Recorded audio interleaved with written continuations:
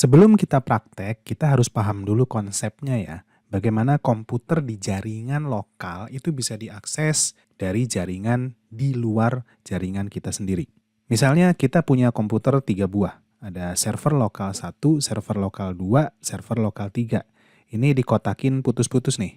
Garis putus-putus ini berarti maksudnya adalah di jaringan lokal internet kita di rumah. Nah, orang lain yang ada di jaringan internet di luar jaringan internet rumah kita itu harus bisa menghubungi komputer lokal kita. Misalnya kita membuat sebuah website yang di-serve di komputer ini.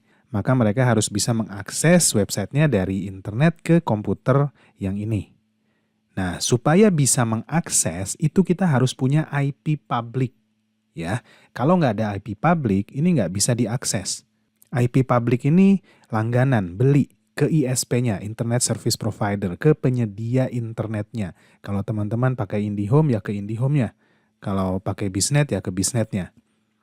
Kemudian server yang lainnya gimana? Ini misalnya dia tidak men-serve website. Kalau website ada di komputer 1, yang di komputer 2 misalnya aplikasi yang lain. Misalnya Golang application. Atau komputer 3 itu untuk simpan data saja. Itu bisa diarahkan oleh komputer lokal 1 ini. Dia mengarahkan kalau internet ini dia mengakses aplikasi, maka dilempar ke komputer yang kedua. Kalau mengakses file, itu dilempar ke komputer yang ketiga. Jadi komputer server lokal 1 ini bertindak sebagai gateway untuk komputer yang lainnya. Nah, supaya bisa diakses, dia harus ada IP publiknya. Langganan IP publik ke ISP itu lumayan ya. Kalau di Biznet yang saya tahu itu 300.000.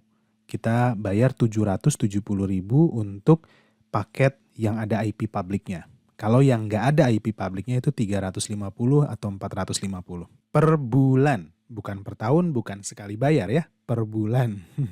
Nah, kalau kita nggak punya IP publik, kita bisa memanfaatkan yang namanya VPS. Jadi, VPS itu kan ada di jaringan internet luar ya, dia punya IP publik juga. Jadi, di VPS ini bisa langsung berhubungan dengan internet di luar.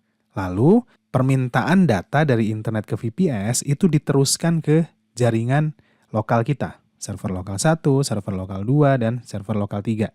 Ini namanya adalah tunneling atau terowongan. Jadi kita membuat tunnel dari server lokal 1 ke VPS. Semua yang butuh file atau butuh data dari komputer lokal kita itu harus melalui VPS. VPS itu singkatan dari Virtual Private Server. Banyak penyedia VPS di luar sana, misalnya Biznet Geo, kemudian DigitalOcean, lalu ada yang cloud juga, misalnya Google Cloud Platform, lalu yang dari Amazon ya, AWS, dan seterusnya. Kalau kita bandingkan membeli VPS atau menyewa VPS bulanan, itu lebih murah daripada kita menyewa IP public. Tadi IP public 300 ribuan ya per bulan. Kalau VPS itu hanya 50 ribuan sebulan. Kita tidak perlu VPS yang high spec gitu atau spesifikasinya tinggi. Nggak usah, karena dia cuma bertugas sebagai gateway saja. Mengarahkan traffic dari internet ke server. Kalau yang mau gratisan, tidak menggunakan VPS, kita pakai Cloudflare Zero Trust. Itu dia bisa pakai tunnel juga sama seperti ini konsepnya, tapi Cloudflare ini gratis. Hanya saja seperti yang sudah saya sebutkan di video sebelum-sebelumnya, saya tidak membahas mengenai Cloudflare Zero Trust. Teman-teman kalau sudah paham konsep ini, nanti bisa cari videonya di YouTube banyak yang membahas Cloudflare Zero Trust untuk bikin tunnel website ya. Di video berikutnya saya akan membahas bagaimana sih sebenarnya tunnel itu bekerja dari VPS ke server lokal.